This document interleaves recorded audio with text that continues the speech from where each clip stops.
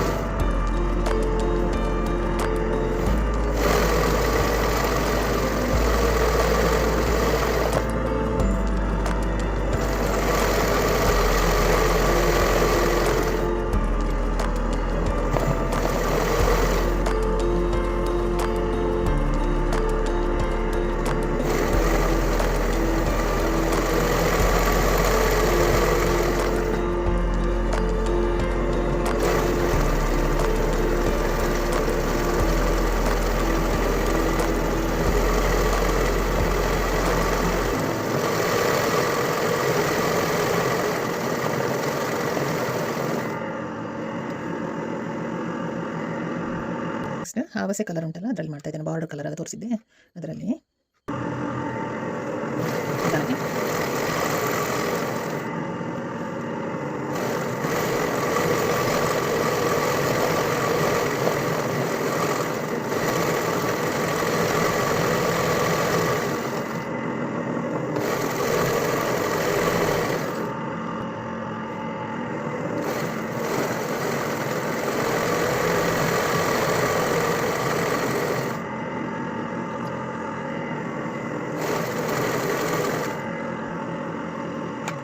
ಇಲ್ಲಿ ಕುಂದನ್ ಸ್ಟೋನ್ ಇಲ್ಲ ಚಮಕಿ ವರ್ಕ್ ಏನಾದರೂ ಇಷ್ಟಪಡೋರಿದ್ದರೆ ಸುಮ್ಮನೆ ಒಂದು ಔಟ್ಲೈನ್ ಹಾಕಿದರೆ ಸಾಕು.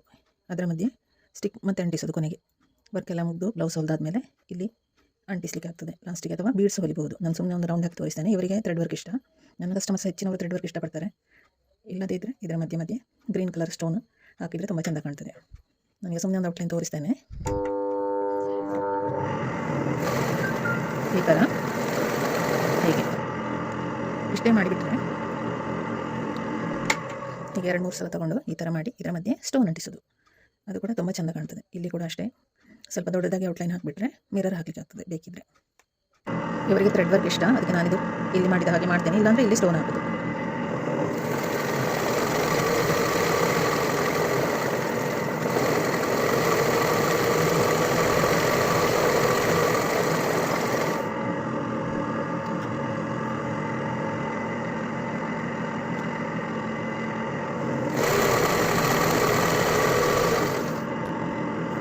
ಇಲ್ಲಿ ಸ್ವಲ್ಪ ದೊಡ್ಡದಾಗಿ ಇಷ್ಟು ಮಾಡಿದರೆ ಈ ಥರ ಮಿರರ್ ಅಥವಾ ಕುಂದನ್ ಇದರ ಮಧ್ಯೆ ಹಾಕಲಿಕ್ಕಾಗ್ತದೆ, ಚೆಂದ ಕಾಣ್ತದೆ. ಇವರಿಗೆ ಥ್ರೆಡ್ ವರ್ಕ್ ಅಲ್ಲ, ಅದಕ್ಕೆ ನಾನು ಕವರ್ ಮಾಡ್ತಾ ಇದ್ದೇನೆ.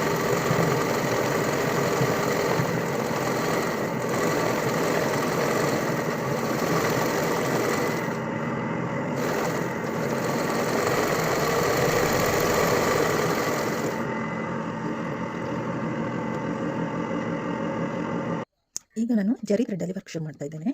ಇದರ ಈ ಬಾರ್ಡರ್ ಕಲರ್ ಬರುತ್ತೆ ಜರಿ ಥ್ರೆಡ್. ಫಸ್ಟ್ ಇಲ್ಲಿ ಫಿಲ್ ಮಾಡ್ಕೊಳ್ತೇನೆ ಸ್ವಲ್ಪ ಲೈಟಾಗಿ.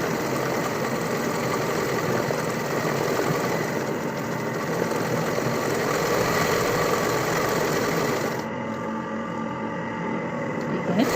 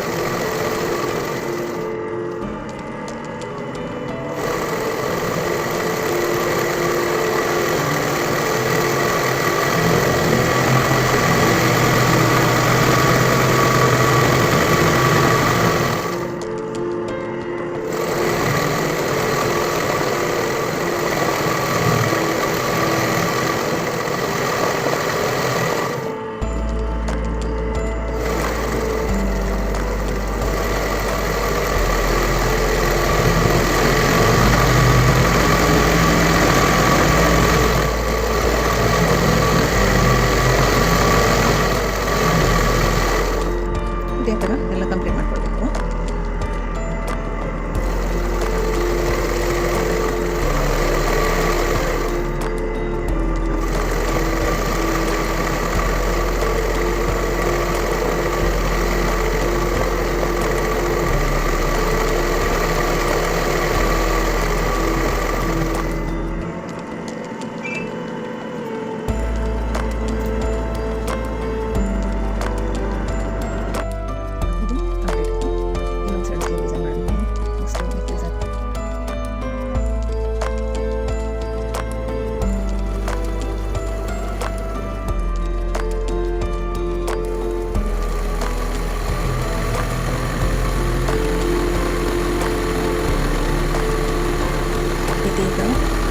ಫ್ರಂಟ್ ನೆಕ್ ಡಿಸೈನ್ ಮಾಡ್ತಿದ್ದೇನೆ. ಗೋಲ್ಡನ್ ಕಲರ್ ಜರಿ ಥ್ರೆಡ್ಡಲ್ಲಿ ಫಸ್ಟ್ ಹಾಕ್ತಾ ಇದ್ದೇನೆ ಒಂದು ಡಿಸೈನು. ಸುಮ್ಮನೆ ಒಂದು ಲೈನ್ ಹಾಕ್ತಿದ್ದೇನೆ. ಗೇರ್ ಸೆಟ್ಟಿಂಗ್ 3 ನಂಬರಲ್ಲಿ ಅಥವಾ 4 ನಂಬರಲ್ಲಿ ಹಾಕ್ಬೋದು. ಇದು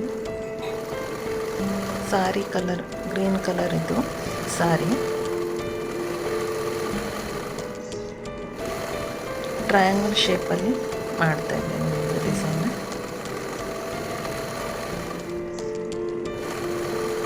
ಇದು ಸಿಲ್ಕ್ ಥ್ರೆಡ್.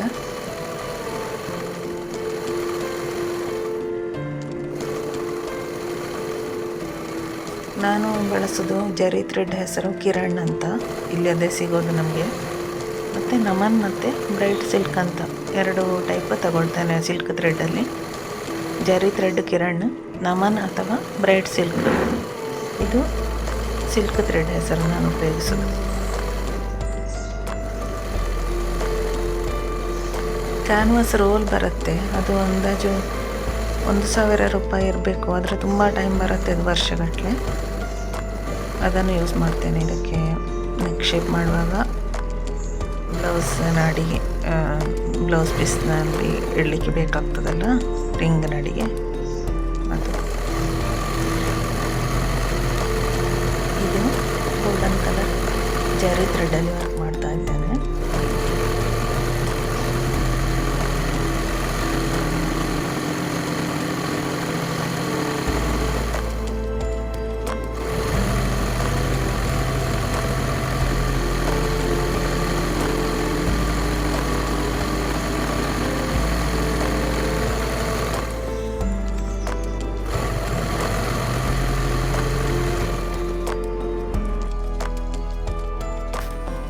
ಇದೊಂದು ಸಣ್ಣ ಡಿಸೈನ್ ಮಾಡಿಕೊಳ್ಳೋದು, ಸ್ಲೀವ್ ಡಿಸೈನ್ಗೆ ಸ್ವಲ್ಪ ಮ್ಯಾಚ್ ಆಗೋ ಥರ ಮಾಡಿಕೊಂಡು, ಅದು ಕಾರ್ಬನ್ ಪೇಪರ್ ಅದೇ ಸೈಜಿಗೆ ಕಟ್ ಮಾಡಿಕೊಂಡ್ರೆ, ಹೀಗೆ ನಮಗೆ ಎಲ್ಲಿ ಬೇಕೋ ಮಧ್ಯೆ ಡಿಸೈನ್, ಅಂದರೆ ಪೂರ್ತಿಯಾಗಿ ಸೇಮ್ ಡಿಸೈನ್ ಮಾಡ್ತಾ ಇಲ್ಲ ನಾನು.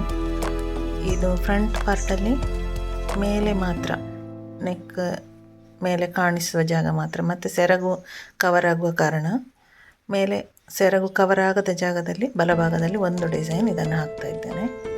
ಮತ್ತು ಸಿಂಪಲ್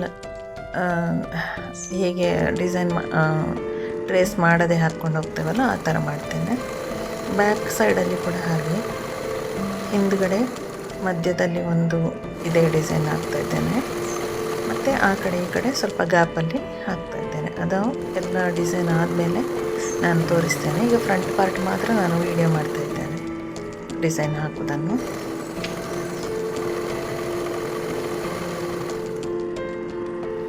ಇದೀಗ ಮೊದಲಿಗೆ ಪಾಚಿ ಕಲರದು ಬಾರ್ಡರ್ ಇತ್ತಲ್ಲ, ಸಾಧಾರಣ ಇದರ ಬ್ಲೌಸ್ ಪೀಸ್ ಕಲರ್ ಕೂಡ ಅದೇ ಇದೆ, ಸ್ವಲ್ಪ ಡಾರ್ಕ್ ಇತ್ತು ಪಾಚಿ ಕಲರಲ್ಲಿ, ಸ್ವಲ್ಪ ಡಾರ್ಕ್ ಇತ್ತು ಬಾರ್ಡರ್, ಆ ಕಲರಲ್ಲಿ ಶುರು ಮಾಡಿದ್ದೀನಿ ವರ್ಕ್.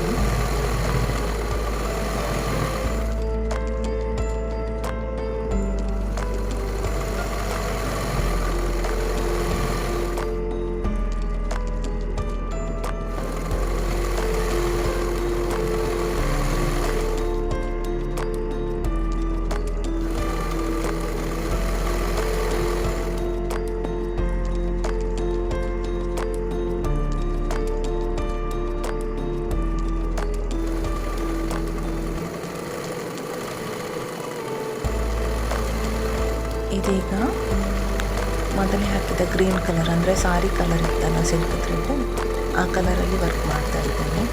ಇದು ಸ್ವಲ್ಪ ಸ್ಲೀವ್ ಡಿಸೈನಿಗೆ ಮ್ಯಾಚ್ ಆಗೋ ಥರ ಮಾಡ್ತಾ ಇದ್ದೇನೆ ಈ ಡಿಸೈನ್ನ.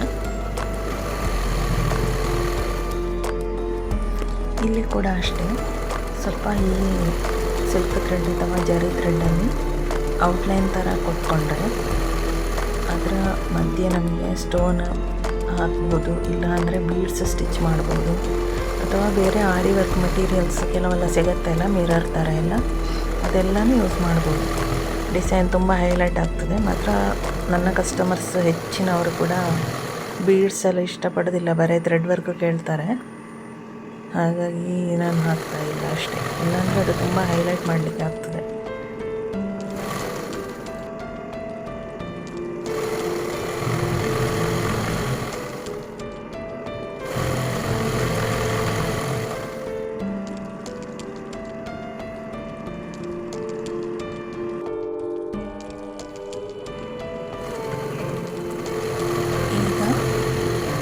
ಜರಿ ಥ್ರೆಡ್ಡಲ್ಲಿ ವರ್ಕ್ ಶುರು ಮಾಡಿದ್ದೆ, ಅಂದರೆ ಲೈನ್ ಇತ್ತಲ್ಲ ಆ ಲೈನ್ಸ್ ಎಲ್ಲ ಹೈಲೈಟ್ ಮಾಡಲಿಕ್ಕೆ ಜರಿ ಥ್ರೆಡ್ ಹಾಕ್ತಾ ಇದ್ದೇನೆ.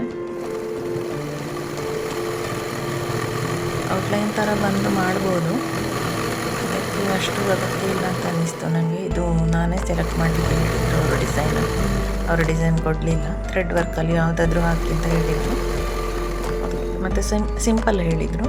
ಹಾಗೆ ಈ ಡಿಸೈನ್ ಸೆಲೆಕ್ಟ್ ಮಾಡ್ತೀನಿ ನಾನು. ಸ್ವಲ್ಪ ಅದರ ಒಳಗಡೆ ಫಿಲ್ ಮಾಡಬೇಕು ಜರಿ ಥ್ರೆಡ್ ಬರುತ್ತೆ.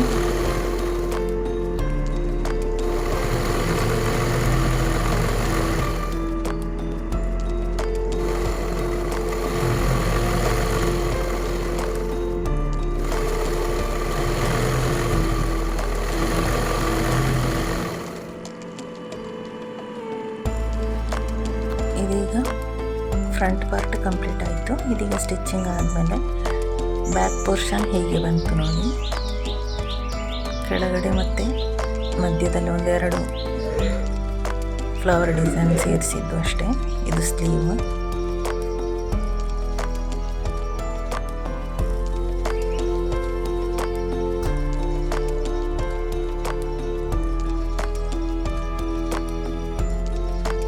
ನಮ್ಮ ಚಾನೆಲ್ಗೆ ಸಪೋರ್ಟ್ ಮಾಡ್ತಿರೋ ಎಲ್ಲರಿಗೂ ತುಂಬ ಧನ್ಯವಾದಗಳು.